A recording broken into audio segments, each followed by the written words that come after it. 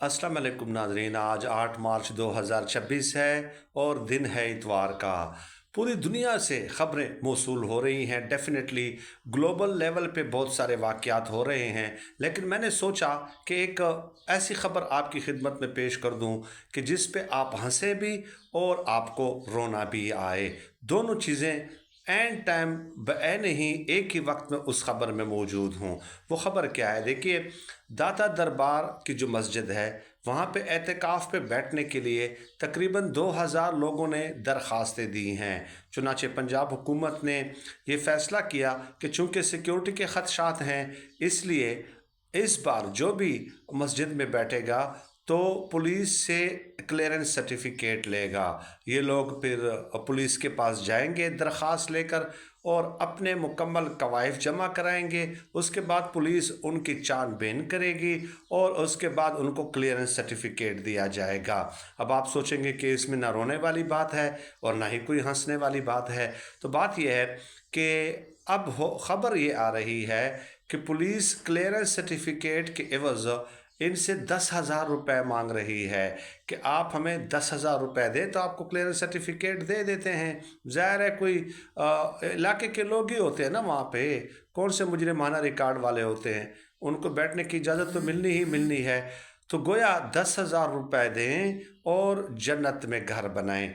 एक ऐसा मामला जो खालिसतन इंसान और अल्लाह पाक के दरमियान है और रमज़ान के आखिरी अशरे में लोग एहतिकाफ़ पे बैठते हैं, उसको भी आपने इसके साथ कनेक्ट कर दिया कि 10,000 रुपये देंगे तो फिर आपको एहतिकाफ़ में बैठने देंगे और जन्नत का टिकट फिर आप कटाते रहें, वरना there is no free lunch. और ये बात भी याद रहे कि ऑफिशियली पंजाब हुकूमत की जानिब से कोई क्लियरेंस सर्टिफिकेट के लिए फ़ीस मुकर्रर नहीं की गई है। तो अब बताइए, ये जदीद किस्म है एक करप्शन की, रिश्वत की एक जदीद किस्म है। और यकीन मानिए कि यही लोग होंगे कि उम्र आखिरी अशरे में यही पुलिस एहलकार वगैरह होंगे कि आखिरी अशरे में ये हज उम्रे पे जाएंगे, वहाँ पे जाके तस्वीर जो है पोस्ट करेंगे अपने सोशल मीडिया अकाउंट्स पे, प्लेटफॉर्म्स पे।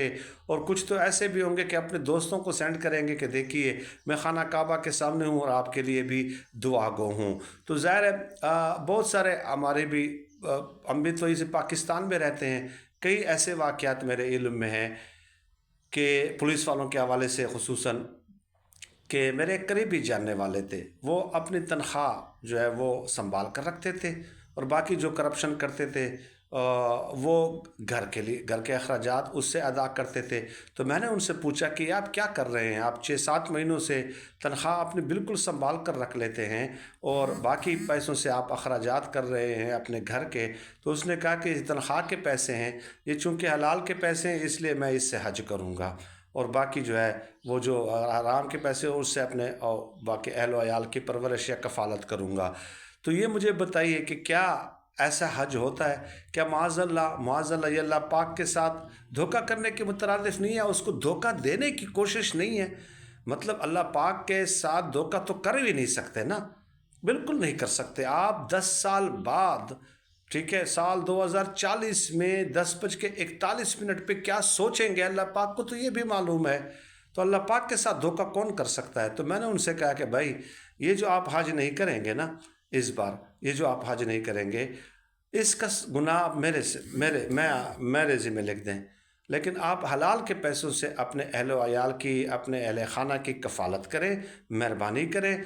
आपके ऊपर हज तो फ़र्ज़ ही उस वक्त है जब आपके पास उसकी इस्तिताअत हो। इस्तिताअत आपके पास अगर होती है तो उस वक्त आपके पास आपके ऊपर हज फ़र्ज़ है, अदरवाइज़ आपके ऊपर फ़र्ज़ नहीं है। अगर आपके पास वो अमाउंट नहीं है हज अदा करने की तो आप आज़ाद हैं भाई। आपने कौन सी, लेकिन नहीं, मतलब लोगों को तो दिखाना है ना कि फ़लाँ डीएसपी है, फ़लाँ एसएचओ है, मतलब वो हाजी भी है, नमाजी भी है। तो ये इस तरह की चीज़ें हैं। बहरहाल अब आप देख लीजिए कि इसमें से भी हमने कौन सा एलिमेंट ढूंढ कर निकाल दिया है, इसमें से भी हमने कौन सा एलिमेंट ढूंढ कर निकाल दिया है कि क्लियरेंस सर्टिफिकेट पे भी आपको जो है 10,000 रुपये अदा करने पड़ेंगे। तो ये इंतहाई एक अफसोसनाक सूरत हाल है। इसके अलावा मज़ीद भी जो ख़बरें वगैरह हैं जो ईरान के हवाले से है, मुतज़ाद किस्म की ख़बरें जो मौसूल होती हैं वो भी मैं आपकी खिदमत में पेश करूँगा।